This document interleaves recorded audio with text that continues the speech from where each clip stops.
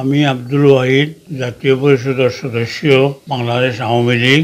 আমি জেলা আওয়ামী লীগের সেক্রেটারি আসলাম। 1968 সালে সিলেট থেকে বিএসসি পাস করি এবং মৌলভীবাজার আসি। মৌলভীবাজার আসার পরে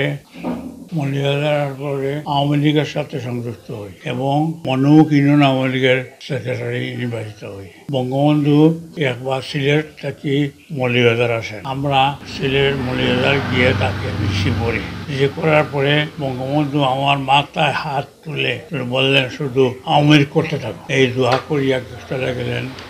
বঙ্গবন্ধু বিরাট লং মানে বিরাট ফিগারের মানুষ আসলা, দেখার মতো মানুষ আসলা, টান মুখা খাওয়ার মতো মানুষ না। তাই না আমার মাথা হাতাইয়া শুধু আওয়ামী লীগ করতে থাকো, শুধু করতে থাকো। তখন মনে আছে বলতে পারি নাই আওয়ামী লীগে। বঙ্গবন্ধুর কথা বলবার কথা নয়। বঙ্গবন্ধু আসার পরে মৌলভীবাজার আসে, আওয়ামী লীগ করতে থাকো বলার পরে এরপরে আমরা কিতা করলাম, জনগণের একত্রিত হইয়া আমরা সংগঠনের পাকাভুক্ত হইয়া আমরা বড় একটা বাহিনী করিয়া সমস্ত আওয়ামী লীগের সমস্ত কর্মীদেরকে নিয়ে আওয়ামী লীগকে সুসংগঠিত করতে থাকি। 1972 সালে বঙ্গবন্ধু মরার পরে আমরা অন্তঃখানে চলে গেলাম।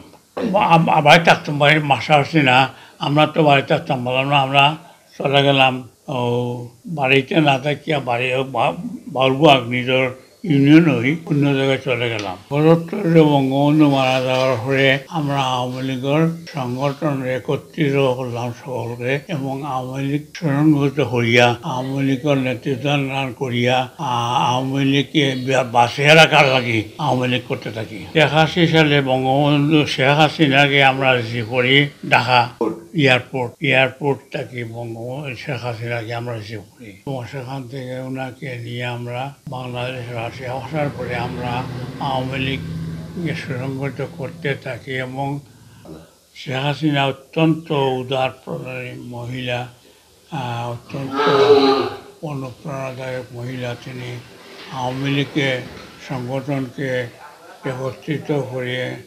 জনগণের আওয়ামী লীগের সাথে যুক্ত হওয়ার জন্য উনি আমাদের উৎসাহিত করেন। আমরা বাধ্য হয়ে আওয়ামী লীগ করতে থাকি। বিএনপি আমল, সন্ত্রাস এবং মৌলবাদ বাড়তে থাকে। তখন আমরা এটাকে প্রতিহত করতে থাকি এবং মানুষের সংগঠিত হয়ে আওয়ামী লীগে তার জন্য সংগঠিত করতে থাকি। কখন যারা আওয়ামী লীগ করে তাদেরকে এই পরামর্শ দিব যে তোমরা আওয়ামী লীগ করতে থাকো, মনের ভিতর থেকে আওয়ামী লীগ করতে থাকো,